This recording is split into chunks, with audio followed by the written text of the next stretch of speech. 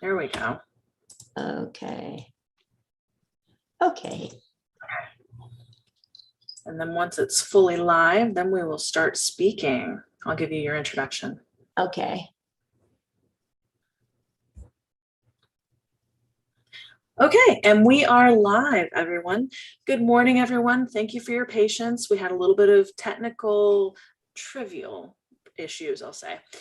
So my name is Sarah Gott-Wallace, and I am one of the co-chairs of the Talbot Spivak Holocaust Memorial Committee.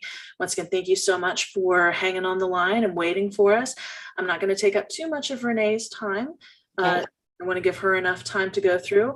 I just want to say that we have the honor and the privilege of hearing from a Holocaust survivor, Mrs. Renee Beddouk.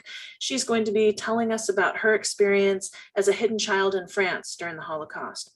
And it's always important to hear as many of these Holocaust survivor stories as possible, because it's going to be up to us, we generations and future generations, moving into the future to stand up against anti-Semitism and the rise of Holocaust deniers. So please listen closely to what Renee has to say today.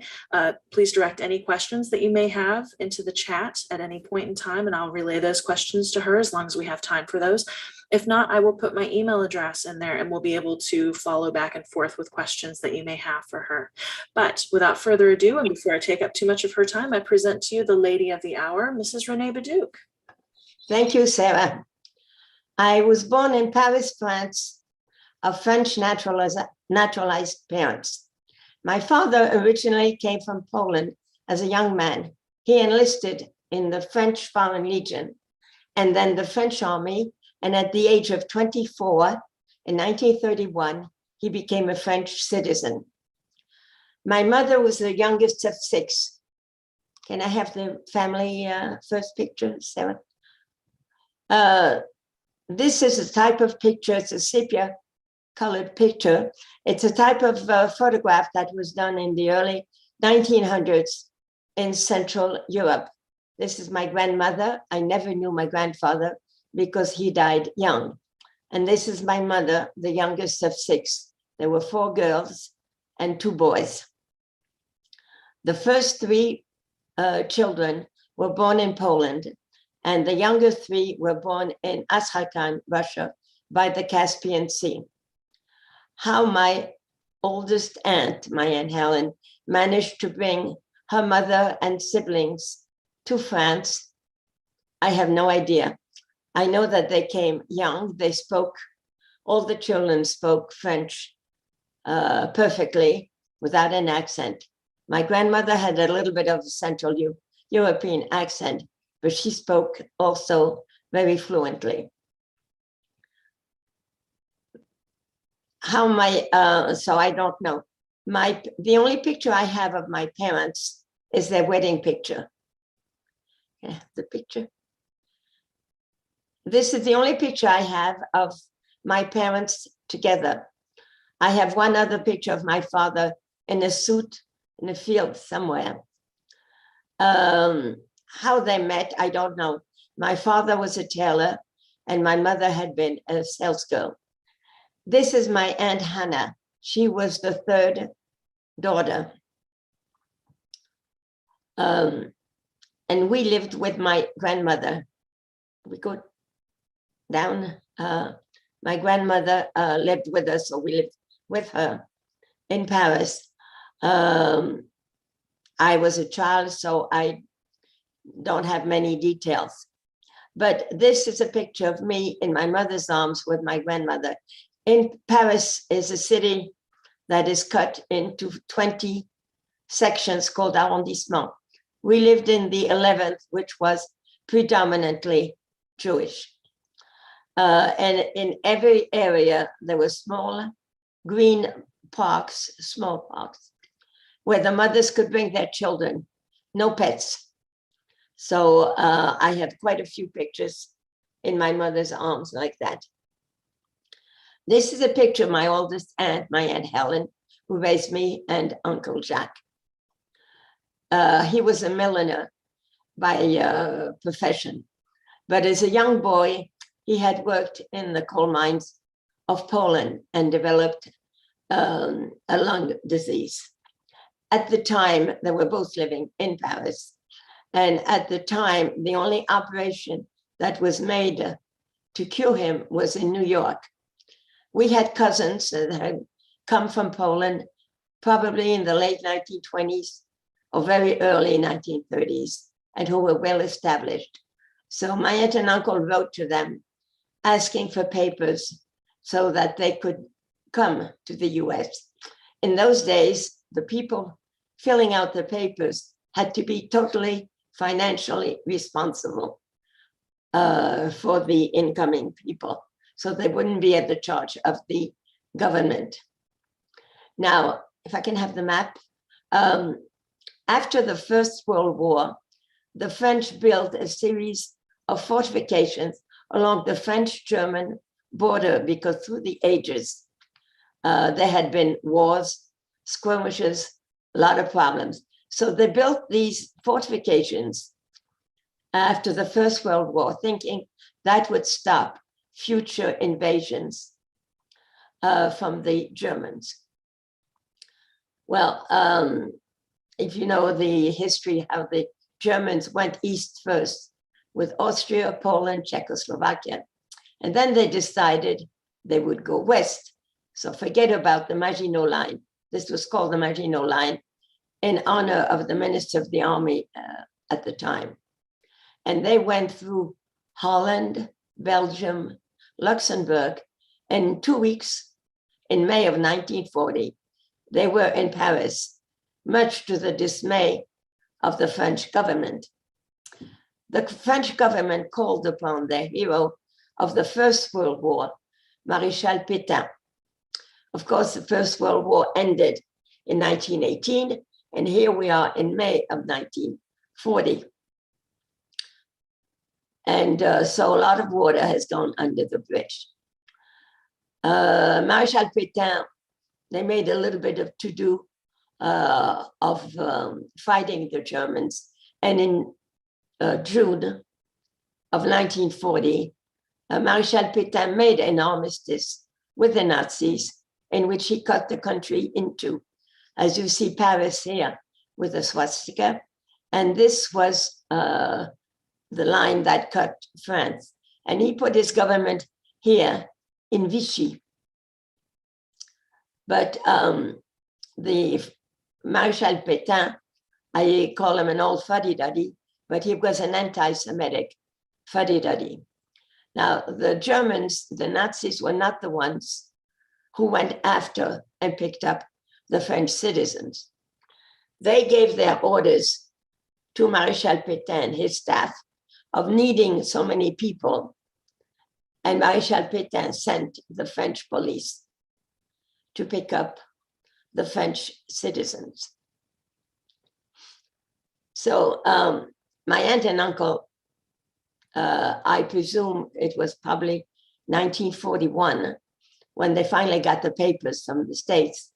And they went probably by train, because there were trains, to Marseille. For some reason, they couldn't get on the last boat leaving Marseille. So not wanting to go back to Paris under the Nazi rule, they probably took a bus and wound up here in Clermont-Ferrand, the capital of the province of Auvergne. And actually they settled in the village of Estendeuil. Now, I don't know how much money they had, but money was scarce. So my uncle, who was very handy with his hands, would do frames, picture frames, and different things for the farmers, because this is a very agricultural area, not a very wealthy, but a very agricultural area. And this way they could get food from the farmers, and that's how they lived. Excuse me. Once they settled in Estendeuil, my aunt and uncle wanted my parents to come, to leave the occupied zone and to come. Now, this was a border. It was not an actual wall, but it did have checkpoints all along, usually manned by young German soldiers.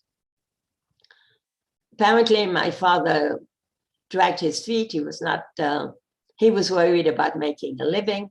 As I said, he was a tailor. And finally, he decided to come. Now, my grandmother said she was too old to make the trip.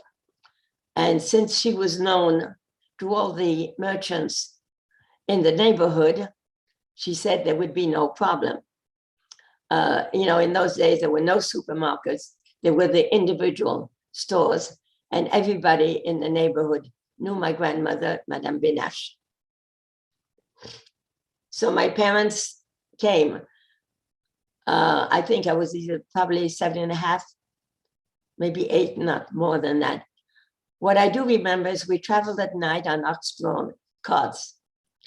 We were not alone, and we were escorted by the French underground. I was told not to cry, not to sneeze, not to cough, just to be quiet. And I remember being carried on the shoulders of a French soldier going to join the partisans. Call from Wearsdale FM. And he was Call going from Wearsdale FM. he was going to join the French underground, and he was deserting. But we arrived. How long it took, I don't know. But anyway, we did arrive in Clermont-Ferrand. As I said, my aunt and uncle were in Estendeuil. Estendeuil is about 25, 30 kilometers southeast of Clermont-Ferrand. But I guess my father wanted to work. And so he set up shop in Clermont-Ferrand using one apartment for sewing machines and the other apartment we lived in. And he didn't want to go into the country. So finally, my aunt persuaded them to send me to the farm country. And my aunt found a family, a host family, that already had 6 children. Can I have the group family picture? Okay, they look very stern. This is a family picture. He doesn't belong there. He's a neighbor's boy. One of the older boys was already in training to become a bread maker and pastry maker. André here was the son of Marceline by a first marriage. And this is Fernande, whom I followed like a puppy. And this is me, so you can, she was 16 around at the time. And I don't think I was much more than 8. But these people with the very stern faces took me in, and I became literally, in every way, their 7th child. I did everything the other kids did. They gave me a baby goat to take care of. I had chores to do. I learned how to knit woolen socks, 5 needles, because in those days, I don't think that you can see, he's wearing wooden shoes, because once the leather wore out in your regular shoes, well, it was hard to find. So everybody wore the wooden shoes. And I remember putting a little bit of straw by the toe and 2 pairs of socks and walking the 2.5 kilometers to the school in Estendeuil. Now, I miss my parents, but I can't say that I was unhappy because of the attention and the love that I got from the family and from everybody, from all the children. So I was happy, but I did miss my parents. And I keep showing people their stern faces that they had did not go with their character. I found out, see how stern they are. And Marc and Marceline Chassin. I found out when I reconnected with them 2011, that I knew that I had seen my mother. I remember seeing her at the farm at least once, but I had no idea how she came, how she did the 25 or 30 kilometers to get from Clermont-Ferrand to Estendeuil. And it was Henri, who was not in the picture, who told me that he remembered seeing my mother arrive on a bicycle to come and see me. So I thought, well, my memory did not fail me. But as I said, I was their seventh child. And on Sundays, we went to church. They were not particularly, France is a Catholic country. All the legal holidays are Catholic holidays. But we went to church, but I did not do a first communion. They went to church because everybody went to church. I don't think they were particularly religious. So I was not, as I said, I had a baby goat. I fed the chickens. I was not an unhappy child. Now, as I said, I'm about 8. There was a school picture there. This is a typical type of school in those days. You have to remember this is farm country, and this is a village school. The teachers, usually a couple, the man usually did the upper grades and the woman did the lower grades. Now, in normal time, after the certificat d'études, which was the first test of knowledge, they would either go to the lycée equivalent, high school, or trade school, or professional, or there were other things open to them. But this was war, so everything stopped at the certificat d'études, which does not exist anymore. So there I am. I think I'm probably around 9. In the meantime, my mother received a letter from my grandmother was alone in Paris. She was in the store being waited on, and a French lady came in and wanted to be waited on right away. And the owner said, "I'll wait on you when I finished with Madame Benache." That nice French lady went and denounced my grandmother, who was taken to Drancy, a holding area north of Paris, north suburb of Paris, still exists now. But what they did in Drancy, they took a low-rent housing, put the people elsewhere, built a fence around it, and put all the people who were waiting to go from Paris to Auschwitz in that holding area. So my grandmother was taken at the age of 73 in Drancy. And my aunt, Hannah, whose picture you saw before, put her son here in somebody's hands and wrote to my mother and said where she had put her son and that she was going to be with her mother. So my Aunt Hannah sacrificed herself to be with her mother.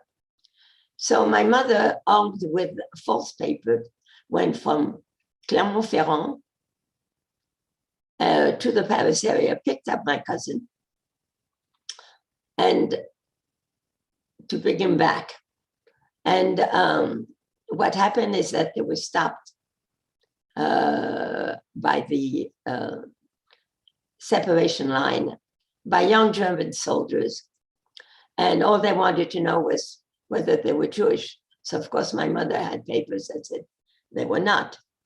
Now what the Nazis did for the men who said they were not Jewish is make them drop their pants to see whether they were circumcised, because in those days only the Jews were circumcised. However, they did not do that to the children, to the boys. So what my cousin remembers is that they stayed 4 to 6 weeks in this big house or big manor, and they put the women to work in the kitchen, and he was allowed to play with the boys. Excuse me. And they were not mistreated, but every day they were asked whether they were Jews. And of course, he said no. But he said that he thinks it's 4 to 6 weeks. It was getting crowded. So the German soldiers let everybody go. So my mother and my cousin came back to Clermont-Ferrand. And my mother put my cousin with another family in Estendeuil called the Coudéa. Now, there was no, my cousin remembered that there was a daughter, but we couldn't find trace of her. But so he stayed, we both stayed in Estendeuil until the summer of 1945, when my Aunt Helen and Uncle Jacques brought us back to Paris.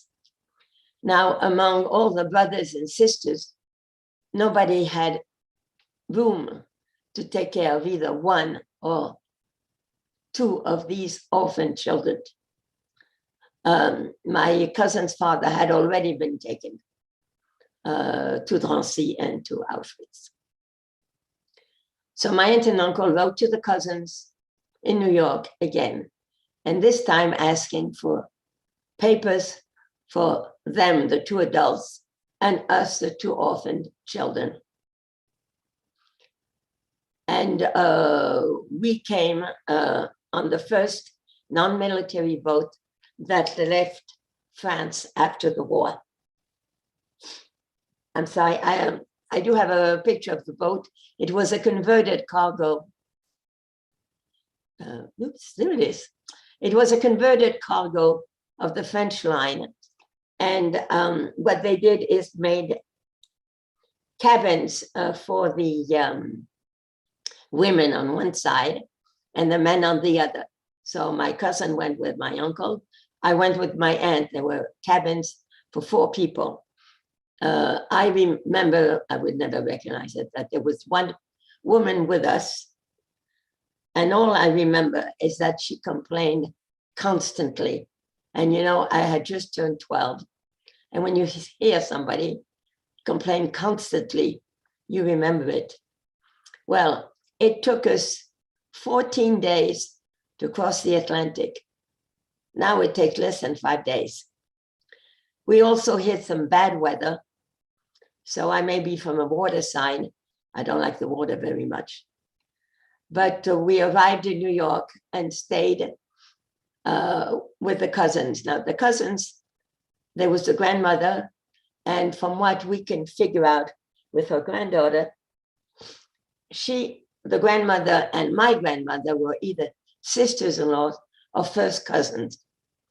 And she lived with her bachelor son, and he's the one who made the papers. He had at the time 3 supermarkets in Brooklyn. Now, you know, coming from Europe with the individual stores, when we saw a supermarket, to us, that was just huge.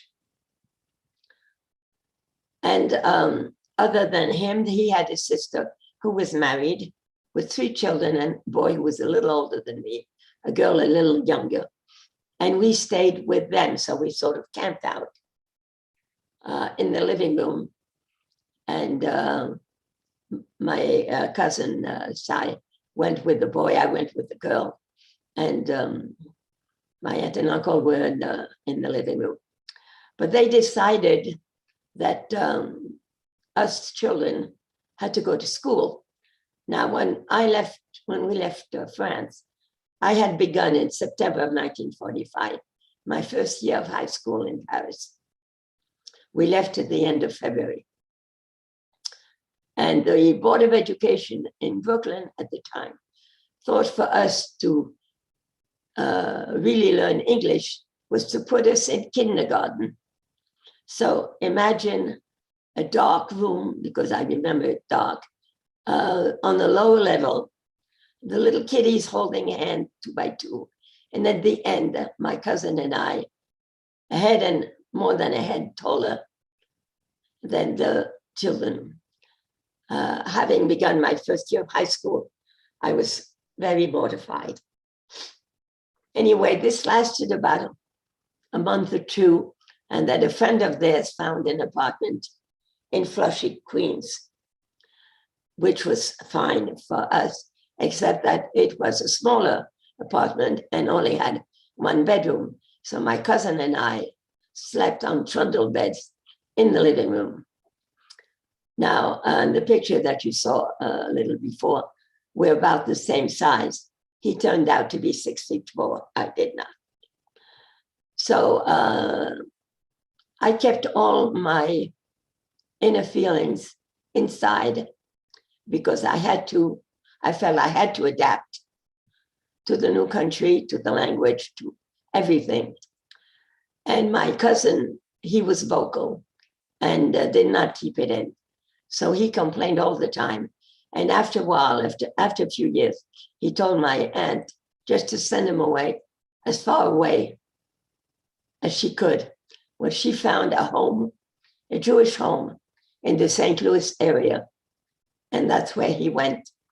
And that's where he's still in that area. And he has a family there. His wife died a few years ago, and he has a companion. And he's been very, very happy. But when we got to Flushing, and then they decided where to put us in school. So they put us in our age grade and gave us a tutor every day for 3 months after school. Call from Beddouk. And it was either sink or swim. From Beddouk.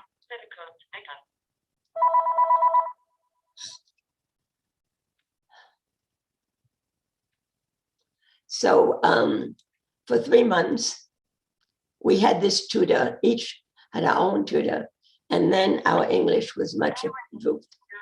Checking up, see how you're doing, how everything is. Finally settled in, and That was our life there.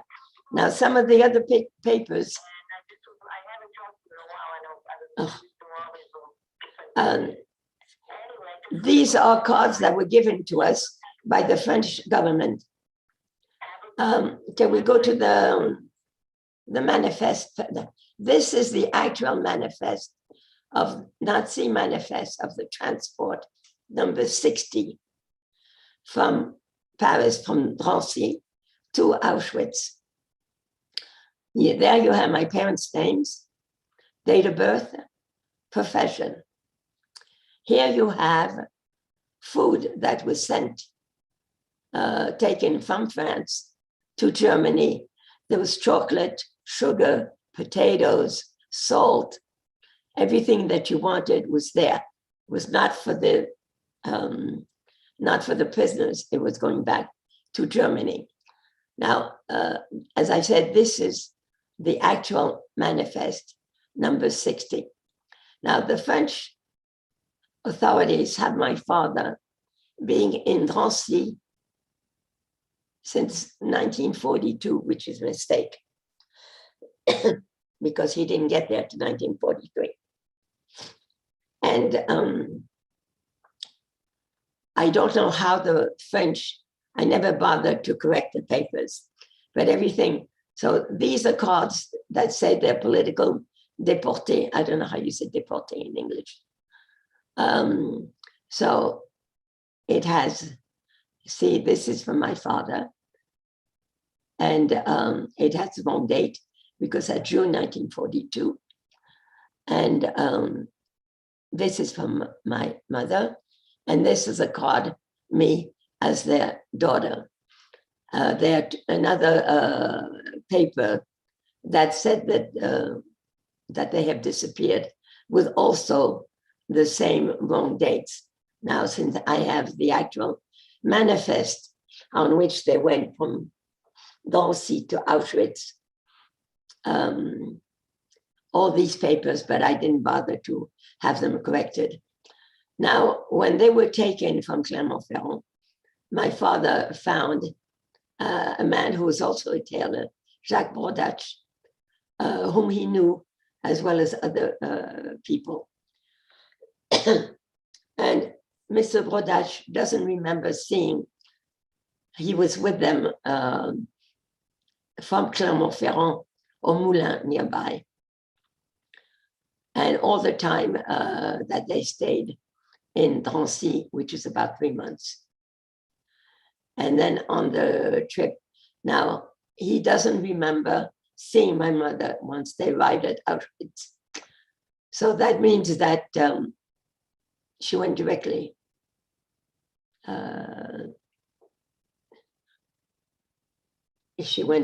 to be killed. Oh, this is an act of that they have disappeared, also with the wrong dates. Anyway, Mr. Brodach made an affidavit because he was with my father until the 22nd of February, 1945. Now they were on the transport was in October of 1943 that they arrived in Auschwitz.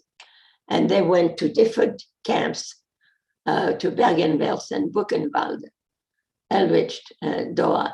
And I think it was in Elrich that he didn't see my father. He thought my father, he got on one train and he thought my father had gotten on another train.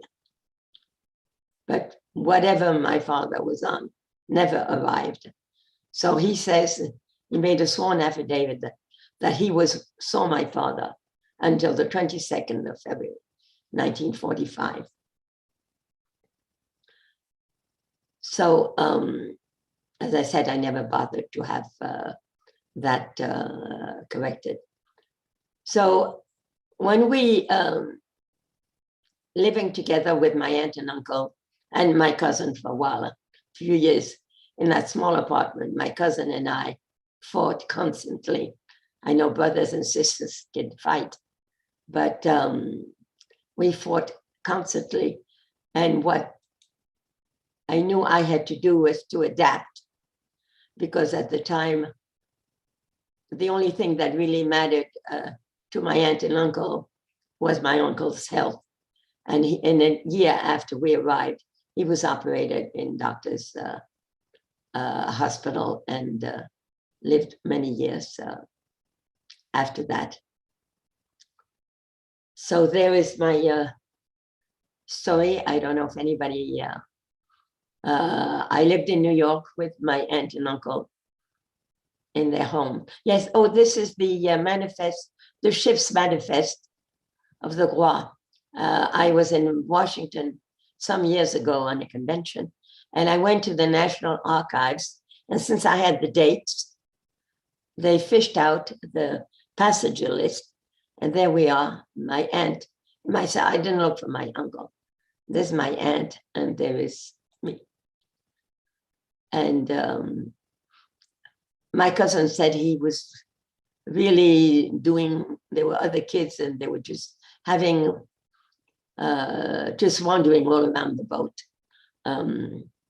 That I wanted to show that I did find, I didn't know that I would find the actual manifest. I wasn't sure I would, but very nice lady in the National Archives just fished it out for me. So I stayed with my aunt and uncle,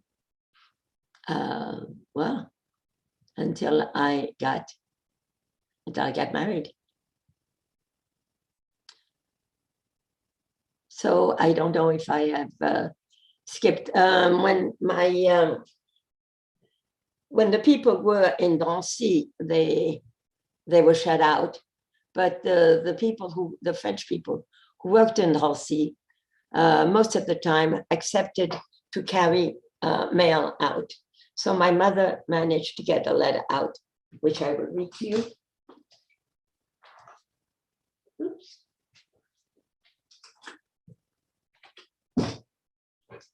It's on like a piece of craft paper.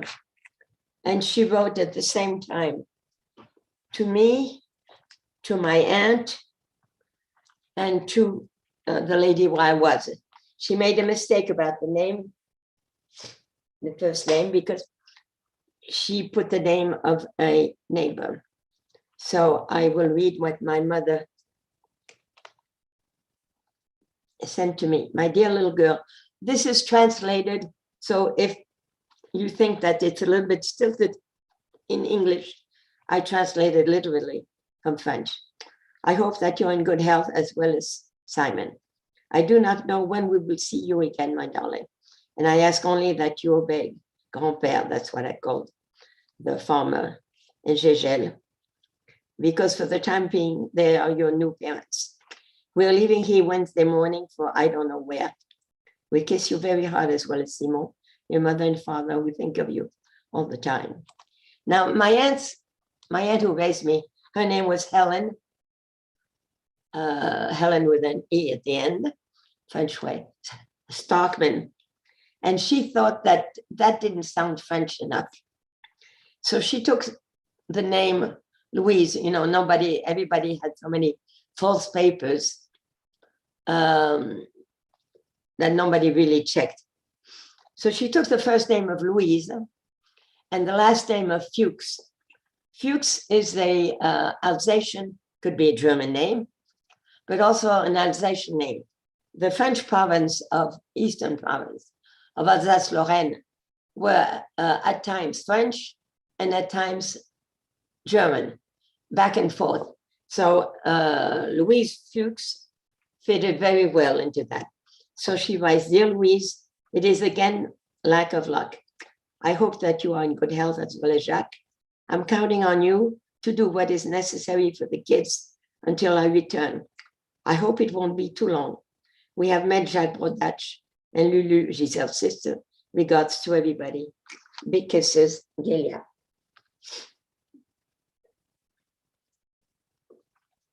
And she writes, and then she used the wrong name. Okay. Dear Madame Angèle, we are in our 4th month of captivity. I hope it won't last much longer. I'm counting on you to take care of Renee and Madame Couder for Simon. You do not need to worry. You will be well compensated. If you can see Madame Louise, if she still lives there, tell her that you have heard from us and that she gives you something if she can. We are leaving here for an unknown destination, like many others before, but in spite of everything, we have an excellent morale. Best regard also for all our friends. See you soon, Monsieur and Madame Bernard, which is what they used my father's first name as an identification. So how my aunt got that letter, because she got it first, and I kept it, but of course, my parents did not come back. So I can answer questions. I think I've done most of it. Huh, Sarah? You know my percentages, but Yes, ma'am. as much as always. I will say, I know we're running a little bit short on time here, so I just want to, briefly just go through that. You did go back. You were able to find the family. Yes. When I started to hear about the museum in Naples, I became a docent, and there was a man who had been hidden in Holland, and he got the people who hid him to be recognized as righteous among nations by Yad Vashem. So I decided I should do something too, because I did stay with them for about 3.5 years, except that we were in 2010, 2011, and I did not remember their last name. So I asked my friend here, dear friend in Eastern France, who had was just retired, to find out, what the name of these people were, because I figured there were not that many families in the small village of 200 some people who had 6 children. Well, he first went to the local city hall, and the mayor, who was a female, just blew him away, but she dragged him down. Then he went to the Jewish Federation of Clermont-Ferrand, and they were not any help. So he figured the only thing is to go to the local priest. So he went to the local priest in Estendeuil, and the priest went on a tirade that the people were no longer believers, and he hadn't been there that long, and people were not coming to church, and went on and on. But he said, leave me your phone number, and if I see somebody that's been here a long time, I'll ask. So a week later, he gets a call from the priest, and he said, I found a mailman who had been in Estendeuil his whole life. So here is his number. And this is the mailman, Jean Laroche. And if we go back to the school picture, he's standing right next to my cousin, who's cross-eyed in the school picture. There's Jean Laroche, and there's my cross-eyed cousin who's not cross-eyed, but somebody, you know how kids are. Somebody said, why don't you be cross-eyed? So, stupid kid. And there is Jean Laroche. So the reason Jean Laroche went to the priest is that he wanted to marry his companion, who was some 30 years younger than him, but he wanted to be married in the church. So my friend Claudie called Jean Laroche, and he remembered me. He remembered me when my friend Claudie gave him my maiden name, which is a Slavic name, not particularly Jewish, Krasnobroda. So he said, I remember her. She was in my class. She was a cute kid, and she was a good student, and he wasn't. Anyway, so my friend Claudie had the picture, the family picture with all the children, and the school picture. And he said that to Jean Laroche, who is still living in Estendeuil, via his son, but he didn't have a computer, via his son in Clermont-Ferrand. So when Jean saw the picture, he said, that's a Chassin family. And out of the 6 children, there are 3 still left. And he gave me the phone number. And so this is Fernande. Oh God, sorry for the phone. This is Fernande. And this is Henri, and this is Hélène. So Fernande never told her children, her daughters, Chantal and Sylvie, that her parents had taken care of a Jewish child. Now, some of her brothers did tell their children that they remembered. And in fact, one of her brothers corresponded with my aunt in New York. So when I got the phone numbers, I called her and I introduced myself. I said, bonjour, Fernande, you know, of course, in French. How are you? This is Renee, you remember me? And she hangs up on me. And so I call her right back and I said, don't hang up. So I introduced myself again. And she told her youngest daughter, Sylvie, who's a terrific young woman. She said, the Americans are after us. So after that, Sylvie decided, I was visiting my friends in Eastern France, and she decided to have not a reunion, but a finding again, in French, retrouvailles, to find again. And she invited a member of each of the 6 brothers and sisters to be, and we were 27 for dinner that first night, and 20 for lunch. No, we were 27 for lunch, 20 for dinner, and just 12 of us the next day for lunch. And then I went back to Eastern France with Claudie, and his wife is not on the picture because she's taking the picture. And these 2 girls belong to, yeah. Audrey. So after we reconnected, I decided that, and I made them do. Jean wrote a beautiful letter. His handwriting, he made some grammatical mistakes, but his handwriting was the way penmanship was taught years ago in France. Beautiful. So he wrote an affidavit, and they had their papers notarized at the local city hall. And I sent the file to Yad Vashem Paris. And Yad Vashem Paris told me, oh, you know, it takes 2 to 3 years for people to be recognized, because Yad Vashem recognizes when there are descendants of the people. Usually it does not recognize if there are no descendants. So I thought, oh my God, I mean, they're not young. What are we going to do? So I said, well, go ahead. Actually, it took 13 months for them to be accepted as righteous among nations. Unfortunately, as I said before, they don't take when there are no descendants, but Yad Vashem made an exception for this town, which had had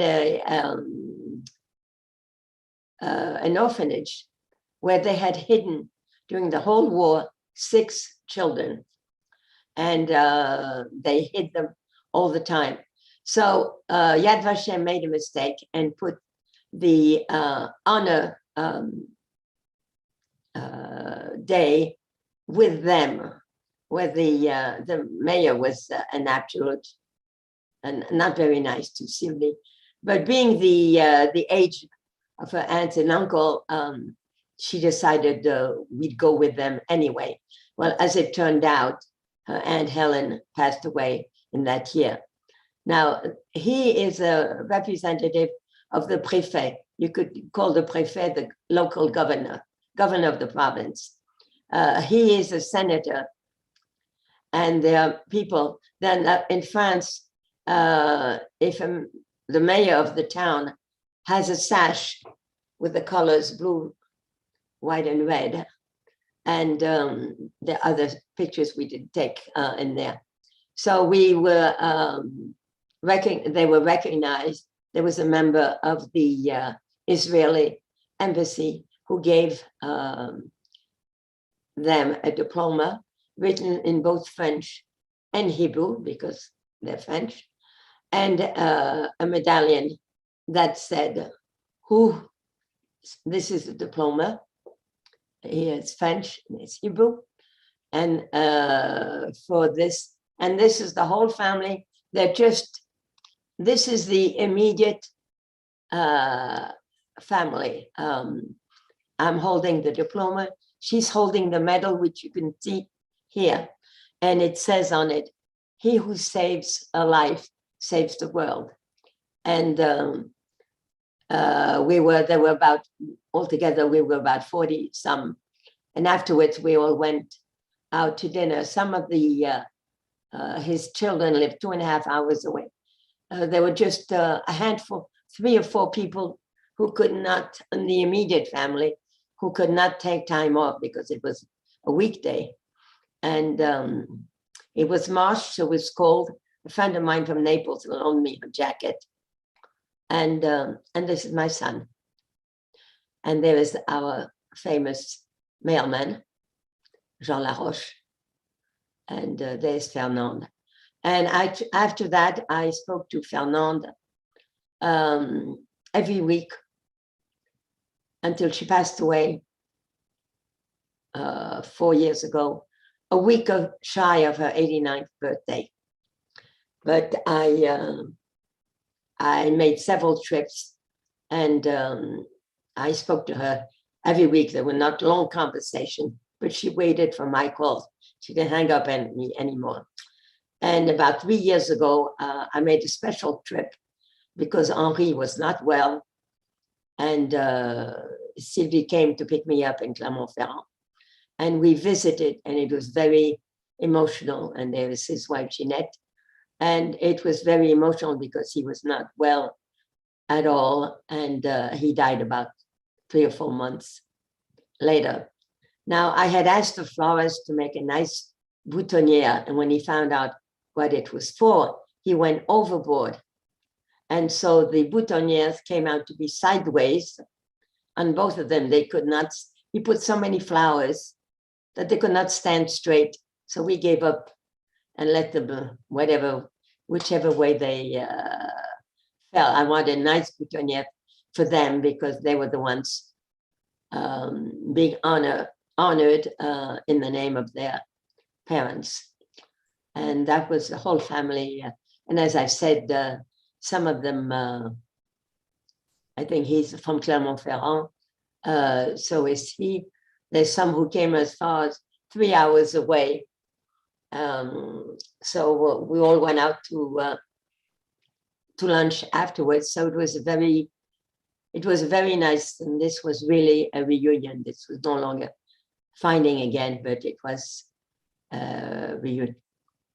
It's such a wonderful story. It's such a good end to a good story as well, Renee. Well, Fernande waited for my calls. She was in her 80s, so I didn't have. So we just chatted, how she was feeling and that type of thing. But really, we were very emotional, Sylvie and I, when we went to visit Henri, because he was really not well at all and not being a very good patient either. But it was very emotional because we cried, his wife cried, everybody cried when we were leaving because Sylvie said, I don't know if I can, it's about 25 miles from where she lives to their house, which is a little town outside of Clermont-Ferrand. So, she said she works and didn't know whether she could come again. So it was emotional for all of us. And as I said, he passed away several months later. So everybody was crying. But this picture, I think, is great because really, with the exception of those who could not get time off, and there were only about 3 or 4 people, all the others made an effort to come, some of them from as far as, not that far, 3 hours drive in France, it's not like 3 hours of the highway here. So they all made the effort. So it was nice. Well, thank you so much, Renee. I know that you have another engagement that you told me about. I don't want to keep you too long. That's all right. Well, everybody else is called but her. So do you have time for a question? We have lots of folks, everybody on the feed has thanked you for sharing your story. We have one very interesting question that in all my years of knowing and working with you, I'd like to hear as well. What was school life like in Estendeuil? Well, as I said, the lady was our teacher, and they had a program. Since we were not in the category to go into the certificat d'études, so it was just the basics. We were taught history, we were taught grammar, penmanship, math. Not far away, not very complicated math, but that's what we did. It was from, I think, probably something like 8:30 or 9 until about 3 or 4. I remember we had to walk. There were no buses. Actually, in 2016, I had been back to Estendeuil several times, when my cousin had not. And because he stayed with the Couder in town, not outside like I was on the farm. And the Couder had a small farm. And we had found with Sylvie, who calls me Sylvie Fernand's daughter calls me Tata, which means aunt. Aunt is tante in French. And the shorter version is Tata, and she calls me Tata. She calls me aunt from the beginning. But we had found where the Couder lived. And in 2016, my cousin wanted to show some of his children. So he went with his new companion, his oldest daughter, his third daughter, and his youngest son. So actually there were 6 of us together. At one time when he spoke about doing a pilgrimage. Excuse me, my nose is, he spoke of taking more family members, and we were winding up being a group of 12, and I'm thinking to myself, how can I am not a tour operator, but I'm going to drag 12 people who don't speak French all over the place. Well, it turned out that we were only 6, and that was much better, because in Paris, we could get their big taxis where you could put 6 people, or we could get 2 taxis. And they had made a program. His oldest daughter had made a program of what they wanted to do. And we went.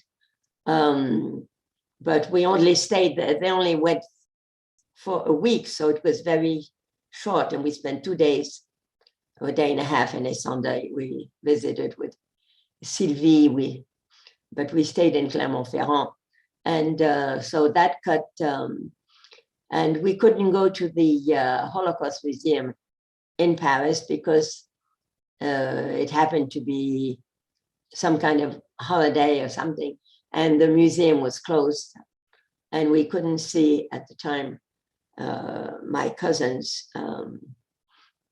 were still alive, and we couldn't see them either. So we just did what we did, some museums and other stuff by ourselves. But he remembered when we went to Estendeuil, what was our school is no longer a school. It has been turned into an annex of City Hall.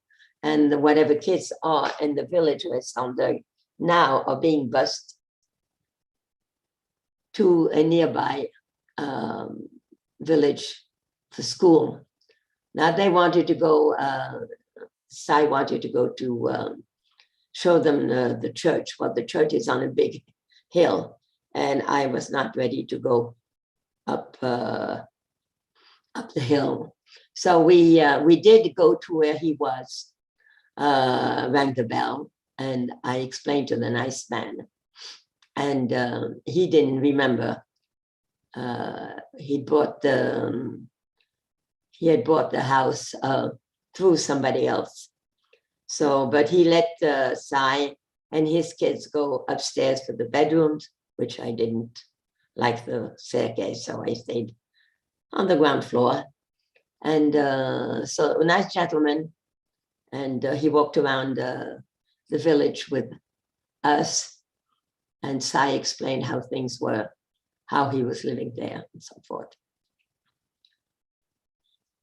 And they were very happy to have done it, because he wanted to do it for a long time. And but 6 people was much more manageable than 12 would have been. I'm so glad that you and Sai both have gotten to make pilgrimages back to the place where you were saved, where you were hidden and kept. And well, the last time that I went was when we visited Henri. That's about 3-4 years ago, and I haven't been back since. But I'm in contact by phone. Skype works wonders for me. Skype, Zoom, technology is amazing. It's come a little bit of a little distance, right, from the 30s. Yeah, well, but Skype is great. And Sylvie now has mastered Skype, so we speak every so often now. Well, that's wonderful. And I think that you have done very well with Zoom, and that's handy because we're able to bring you to the public as we have today through Zoom. Okay.